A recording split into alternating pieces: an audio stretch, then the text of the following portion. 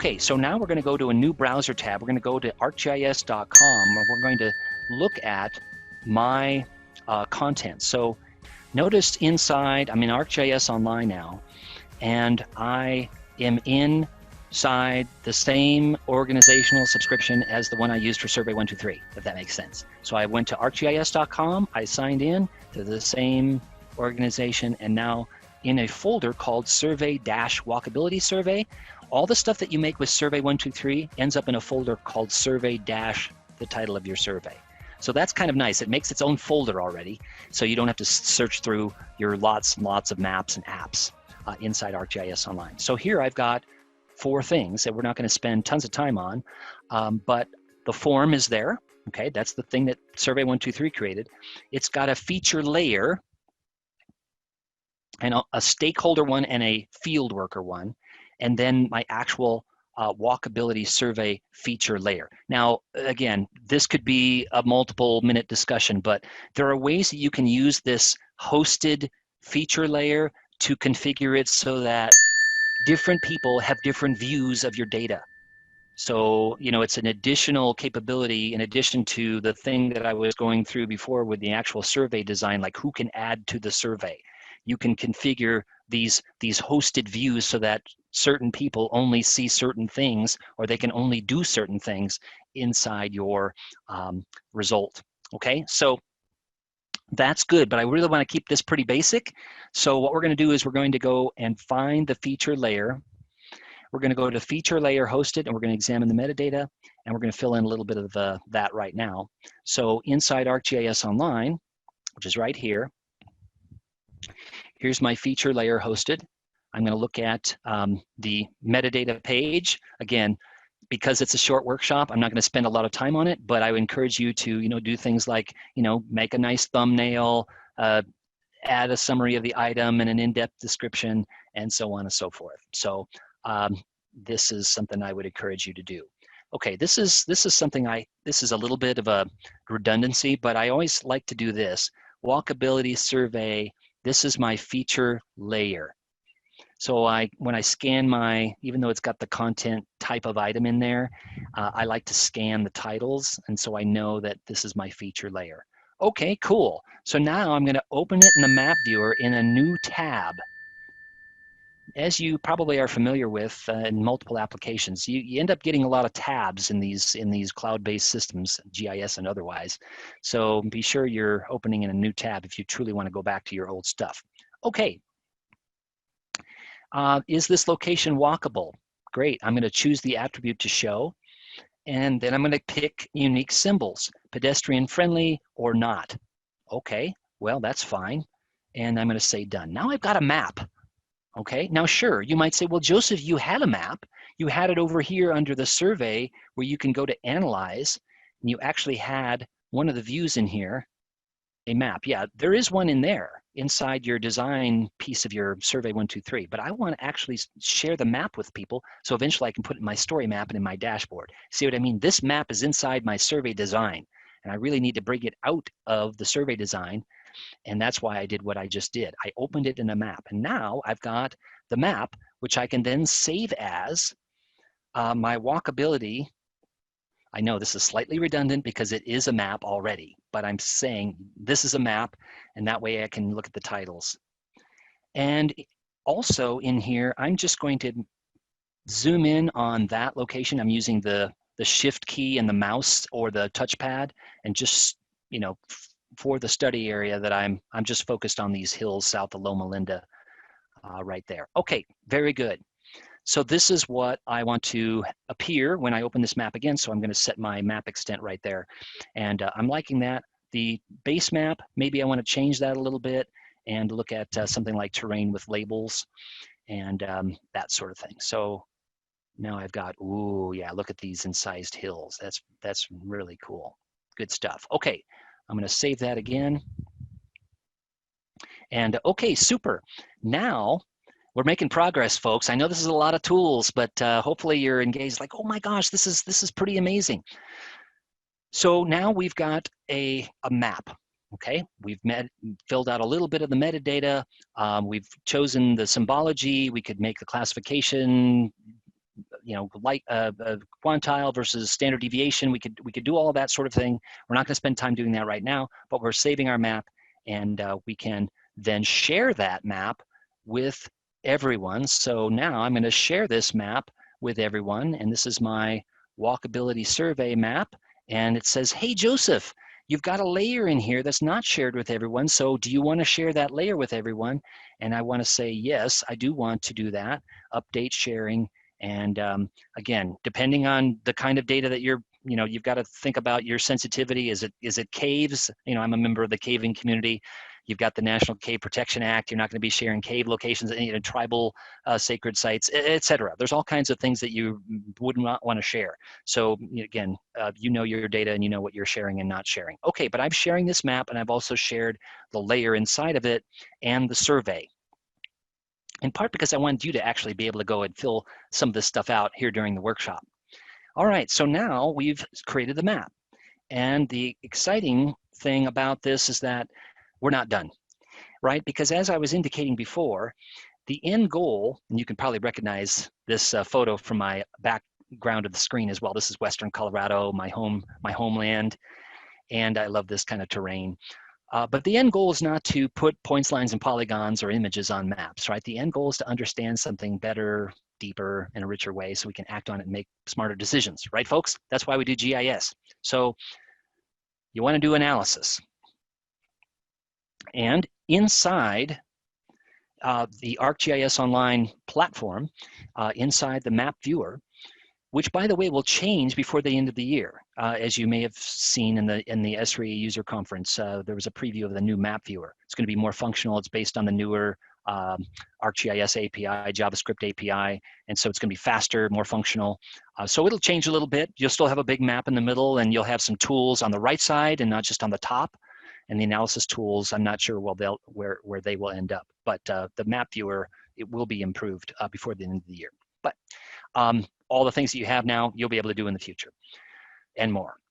So yeah, you can do these kinds of things once you got it into ArcGIS Online. And then if you truly want more than this, well, then you bring it into ArcGIS Pro for even further analysis. Okay, so now that we've done that, we're going to go ahead and create an operations dashboard. Again, remember, this is like the dashboard in your vehicle. It allows you and others to quickly visualize whatever you're dealing with, whatever you're studying. And so we're going to go into these steps. It's not going to be too cumbersome, and hopefully it'll be engaging. If you've never created a dashboard before, I think you'll enjoy it. Again, when you think of the power of dashboards,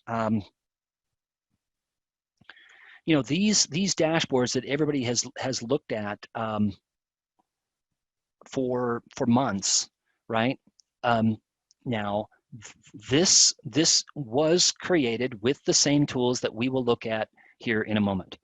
I mean, you see the grim statistics, and bandwidth permitting, we'd be able to see, yeah, here we go, the maps and so on. But these are all configurable. The charts that they've got in here, the map, the interactivity, the graphs, etc. This is created with dashboards, and you can see the URL up here. It's going to be arcgis.com.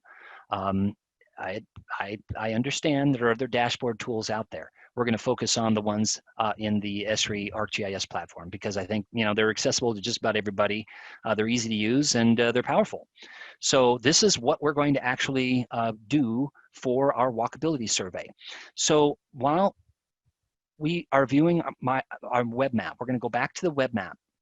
Remember, the web map was here we are. I'm going to actually go back to topographic. Okay, because I wanted to see a little bit of the surrounding communities. And I'm going to go ahead and save that. Okay.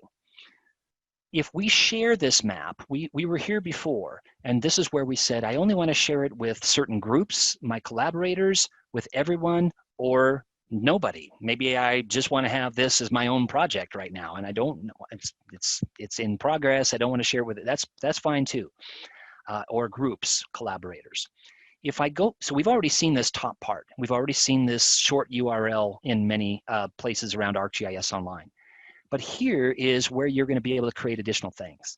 Create a web app. Create a web app. Okay, wow, look what I've got here. one of the things I can do is I can create a story map here, which we'll do later on. But for right now, this tab right up here, I can create a dashboard. And so here, I'm going to say Walkability Survey Dashboard. Okay. Again, I know that's slightly redundant because it already is a dashboard and I'm just titling it so that I remember that's what it is. Add some tags so you and your collaborators can find it later. This becomes more and more important as you populate more and more of your own maps and apps in ArcGIS Online. You're going to get a whole lot of stuff out there. And you're going to be saying, gosh, it's really hard for me to find my own stuff, much less other people's. Exactly. It's an open platform and there are millions of content items in there. There's 1.25 million story maps alone. Just story maps, which are one kind of web mapping application. So there's a lot of content in there. And so make it easier on yourself. GIS has enough moving parts already. Make it easier on yourself by paying attention to these metadata pages. Okay, I'm going to save it in the same folder though as my other survey on the walkability, and I'm going to share the app in the same way. Done. Okay, very good. Now we're in this creation zone. Now, folks, I know there's a lot of high-powered GIS people out in the SCGIS community. For those of you that are watching live right now and also watching this recording later on, if you want more power, there are more powerful tools. This is pretty much an intermediate / introductory workshop here. I say intermediate a little bit because you have to know a little bit about ArcGIS Online to kind of do some of the things that I'm doing right now, admittedly.